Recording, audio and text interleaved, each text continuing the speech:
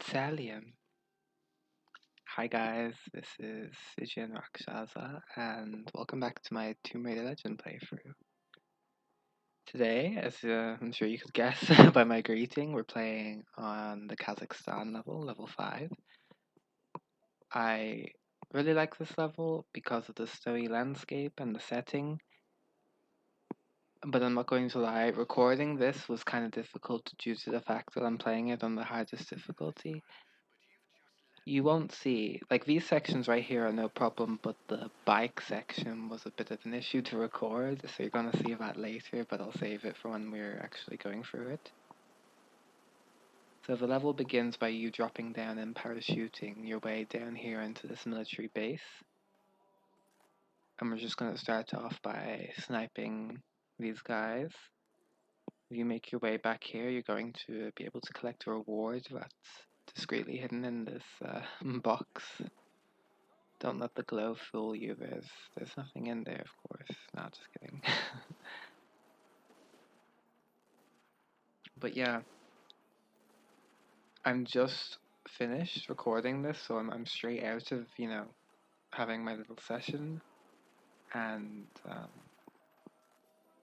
I forgot how long this level was. I have about like 20, so about 25 minutes of commentating to do. So yeah, it's a long ass level, but I think England, which is the level after this one, I think that's the longest. According to my memory, anyway. I think Peru, Kazakhstan, and um, England are going to be the longest levels in the game. Lots of zip lines, too. Just lots of action overall at the beginning of this level. The reason why there's so many guys here is because Lara has basically Amanda is going to the Soviet base here in Kazakhstan, and Lara is basically infiltrating the base because she needs to find out where where this fragment is, because there is another piece of the sword fragment, and Amanda is after it. So the whole idea is that we're going to get this fragment before she does. We're a one-man army, I guess, or a one-woman army, I guess, considering we're Lara Croft after all.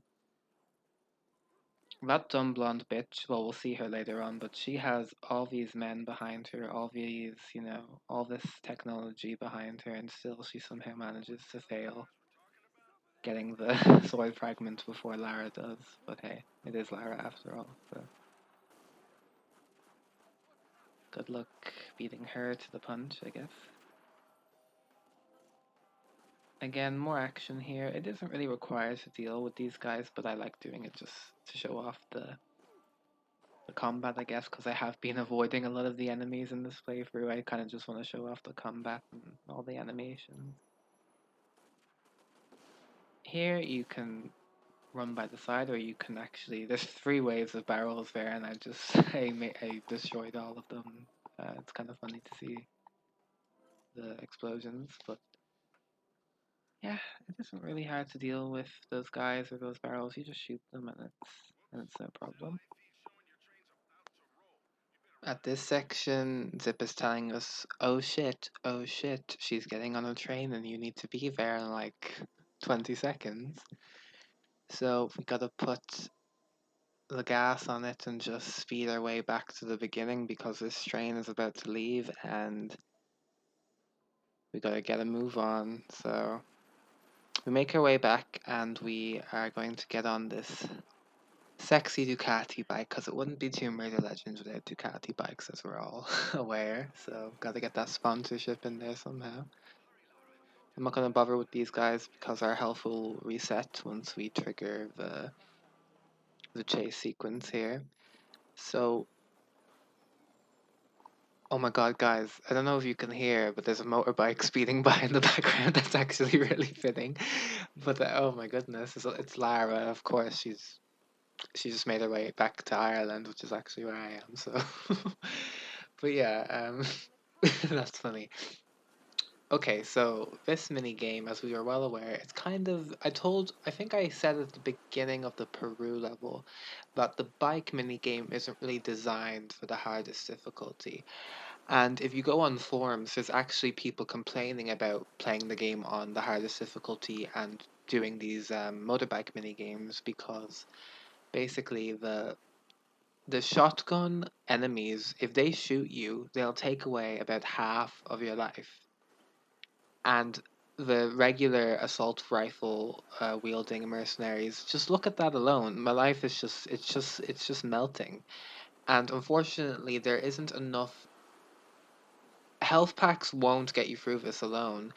You have to have a really good RNG, which is just luck. Like you have to be really lucky that you pass by and spawn medkits here. Sometimes it will be one, sometimes it will be two, and the enemies just melt your health too quickly, so you'll end up more often than not having no medkits, and there'll still be hordes and hordes of mercenaries going at you. And once you get to the second wave, that's when there's mercenaries on jeeps, and there's about like 6 or 7 waves of those guys in the second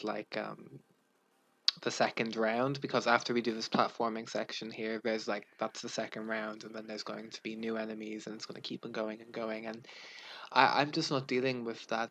I could easily, you know, show footage of me dying over and over again, because I did say at the beginning that I kind of wanted to get through this game without dying, but I'm not going to count this because I genuinely think this is impossible to do without dying. I mean, I had to basically enable the one shot kill glitch because it is that impossible, and I do mean that, guys. You play this level on the hardest difficulty and try to get through this wave without dying. I think the developers didn't really keep this in mind when designing the hardest difficulty. I think they just increased the damage output and didn't really consider, how impossible it is to get through this niche section of the game.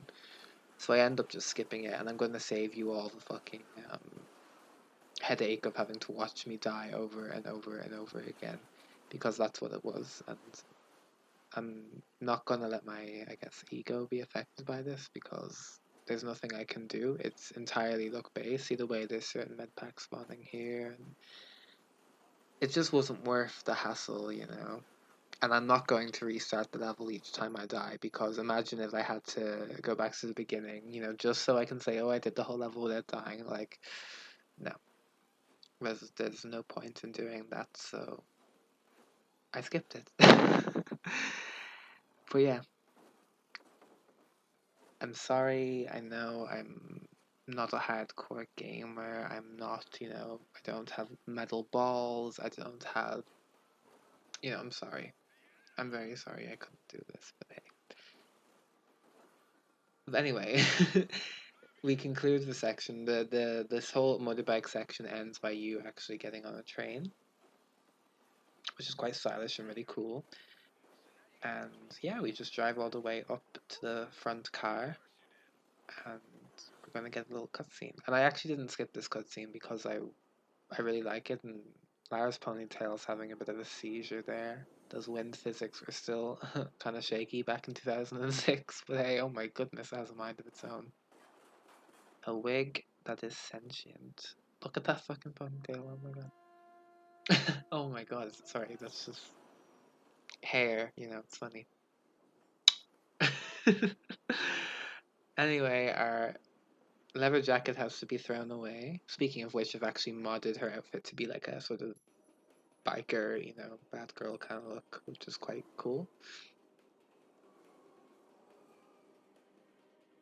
Rudimentary QT, QTE, QuickTime event, oh my goodness.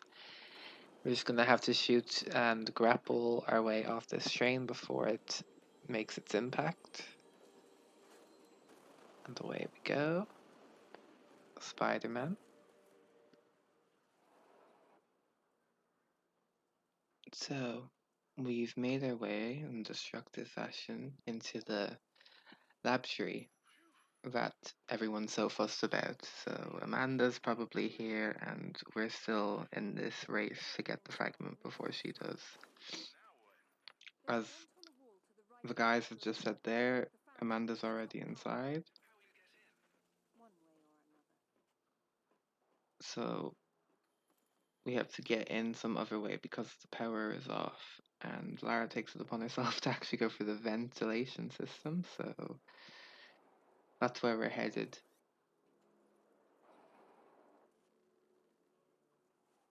I specifically really enjoyed this section of the level back when I was playing this game when I was younger because I don't know, just seeing the whole, the Cyrillic letters and the dark kind of grimy look of the lab and the Soviet base, I really liked this level when I was younger. I think probably because I was a big like a military, you know, I know I don't sound like it, but I was very into like a military um how would I say, like war movies and weapons and things like that. I really enjoyed that when I was younger, so I kind of yeah, this level kind of stuck out to me, and I enjoy it. I'm gonna shoot this fan here, and then we're actually gonna make our way into the vent.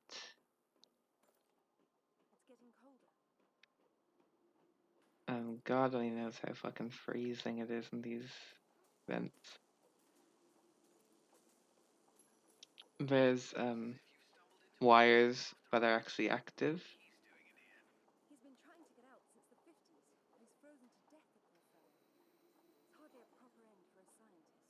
Actually, no, I should have said at the beginning the power was off. I think it's on. Did I say off? No, it's on kind of, but there's certain sections of the lab that aren't enabled, and later on we have to activate the power in those rooms. But here, yes, as you can tell, the power is very much on, so we got to be careful and not get caught in these wires. Some platforming, some jumping, some shooting. It's nothing to me, and probably nothing to anyone who's been playing the game for 5 levels straight. I kind of wish they threw more, I don't know, dangerous kind of traps at us, which you don't really find in this game. It's very, it's very predictable. But hey, I'm a seasoned Tomb Raider player, so obviously it's not going to be anything to me. Be sure to make yourself fall down. I made myself fall down on purpose so I could collect the silver reward that's at the bottom of this pit.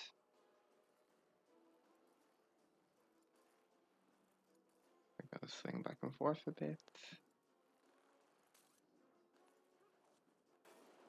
And then we're going to make our way into I don't know what you'd call this.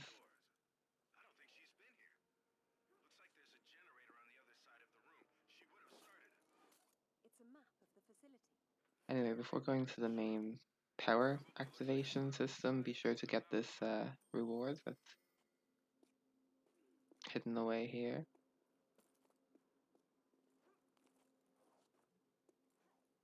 There's not much to really say here apart from, you're just doing some quick platforming and you're gonna actually jump. It's kind of similar to the Ghana level. You have to jump on a rope, except this time we don't have to grapple anything to activate the mechanism. You just let this pipe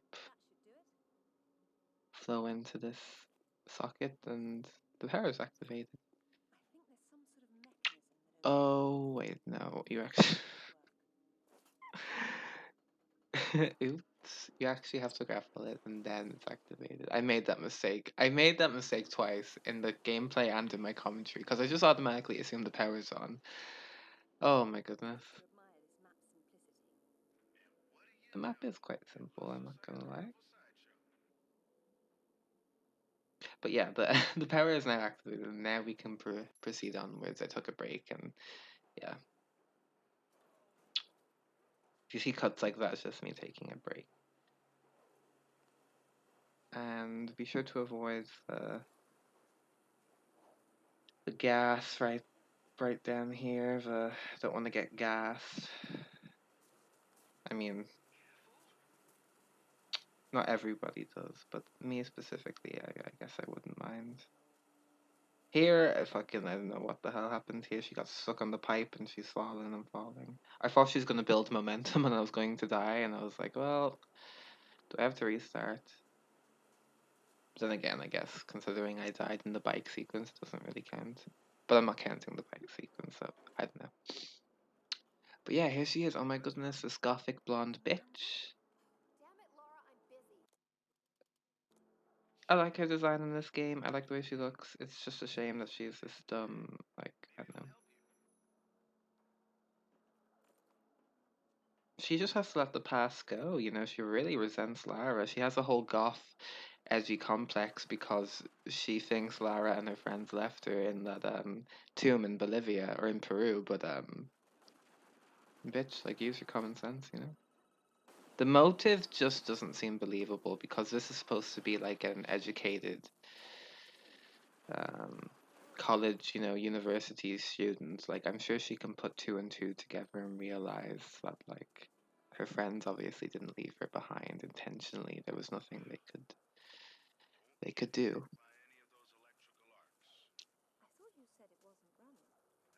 Anyway, you don't want to get hit by these electrical arcs. It's just a matter of being patient and not rushing things too quickly because the speed of these arcs are they're slow enough, so you don't really have to worry about it. You know, you're fine for the most part. I mean, this pole or this pipe, I guess, doesn't even have an arc on it. It's just these two. So I'm playing really safe here. Normally I'd be like speeding through, but I'm actually just playing it safe.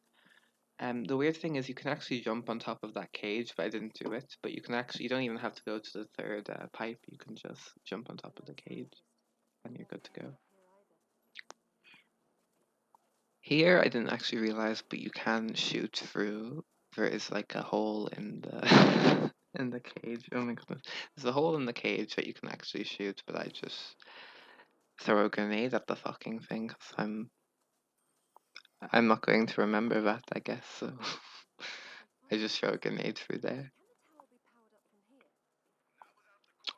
So this tower isn't activated. It basically powers up the force gun, I guess you'd call it, the force turret at the beginning or at the beginning of this room where we encountered Amanda. That isn't actually powered up properly, so we're going to this main room here to power it up and hopefully make our way to where she is. The thing is, you can actually skip this whole section here. Um, I remember doing this when I was younger. You can skip this whole section with the power and the platforming and jumping down. You know where the broken bridge is? You can actually skip that whole section by just pulling up some crates and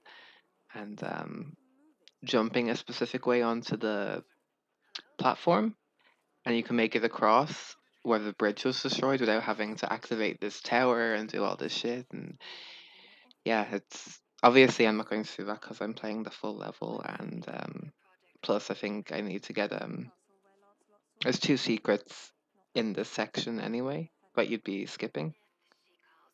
So overall, I'm just more comfortable with doing the whole level, but it's something to keep in mind if you weren't aware. Maybe you can do that trick when you're doing the time trials, you know, and you can finish this level in no time with minimal effort. So yeah, Amanda's doing her cartoon. They really wrote this character like a cartoon villain. I don't know. She's just so generic. She robbed a headset from our manor, and now she's going on to us about why this Soviet project was called Carbonek. And apparently, Lara's saying it's where Lancelot sought the Holy Grail. It's related to King Arthur and Arthurianism and all this crap. And they're kind of just taunting each other. But yeah, I do like the theme of King Arthur and Excalibur in this game. I wish they'd kind of revisit it, you know. I kind of wish there was another game after Underworld, to be honest, because I want that. Well, they brought in Norse mythology, and then I don't know. I wish this trilogy with Legend Anniversary and Underworld was kind of continued, because I'm just so sick. I'm so sick of the fucking Survivor timeline or the Survivor arc with Lara. I just cannot. I absolutely can't stand them because it isn't the character. Actually, there's something I have spoke about on this channel, but they're planning the people at Crystal Dynamics and Square Enix or what have you. The people who are making the Tomb Raider games have announced that they're going to unify the timelines of every single Tomb Raider game. So we have the classic era, which is Tomb Raider 1 to Tomb Raider the Angel of Darkness. We have the Legend era, which is Tomb Raider Legend to Tomb Raider Underworld. And then you have the Survivor era or the Survivor arc, which is Tomb Raider 2013 to Shadow of the Tomb Raider. And yeah, like I don't know how I feel about this because I really feel like they should just scrap the Survivor arc altogether because it completely contradicts the classic timeline and the legend timeline because her backstory is different. Now, granted, I guess the classic timeline and the legend timeline also conflict each other, but I think it's easier to kind of mesh those two together. But with the Survivor timeline, it's just having the mother die and then Lara's father is driven mad trying to resurrect her, trying to find like you know the the elixir of life to bring her back, like something to bring her back, and his obsession ends up killing him.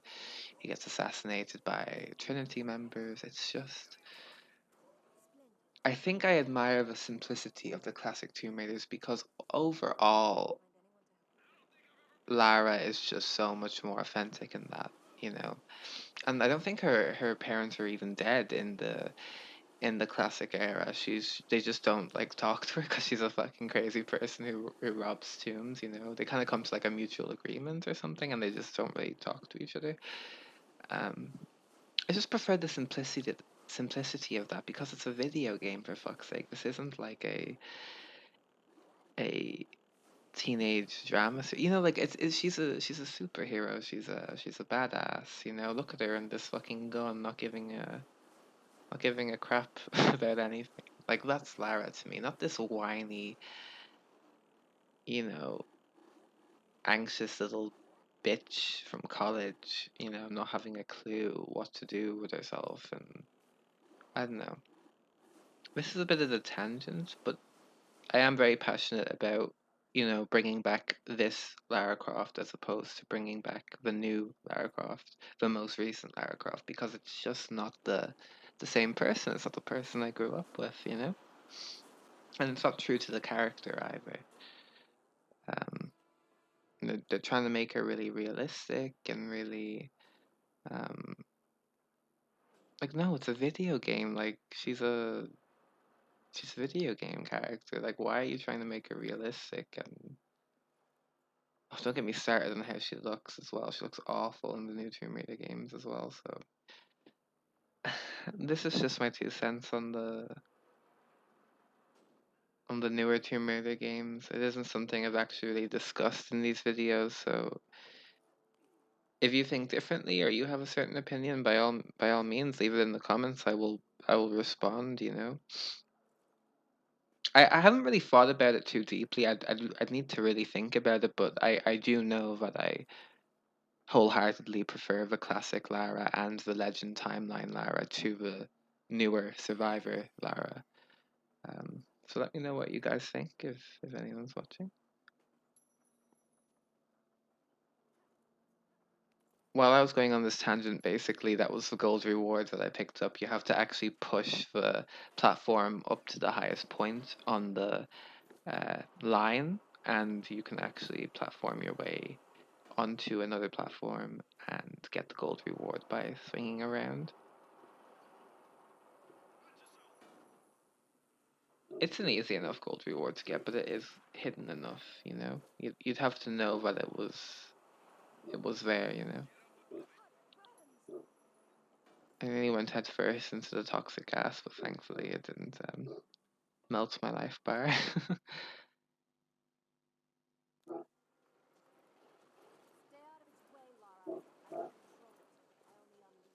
Okay, so here we are against Amanda's fourth monster.